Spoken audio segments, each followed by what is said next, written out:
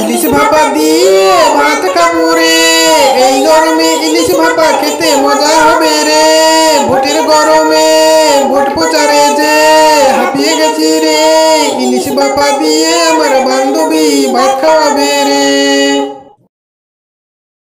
আপা, ও আপা, তোমার যে একটা বেস্ট ফ্রেন্ড আছে, সে তো ভোট প্রচারে খুবই নাজেহাল গরমে, তো তুমি তাকে কোনো একটু ট্রিট দিচ্ছ না?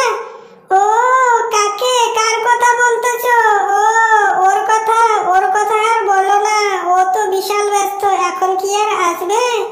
আপা, আমি বললে অবশ্যই আসবে। আপা, তুমি একটা আয়োজন করো, দেখি আমি তাকে ডেকে নিচ্ছি। ও আমার বান্ধবীরা, আমি জানি কাকে নিয়ে কথা হচ্ছে, আমাকে নিয়েই কথা হচ্ছে। ঠিক আছে, আমি যতই ভোট প্রচার করি না কেন, আমাকে যদি ডাকো আমি তাহলে কেন যাব না? ও ঠিক আছে, তোমার যে মনে এরকম আছে সেটা তো আমি বলতে পারি না। ঠিক আছে, তুমি তাহলে কালকেই চলে এসো।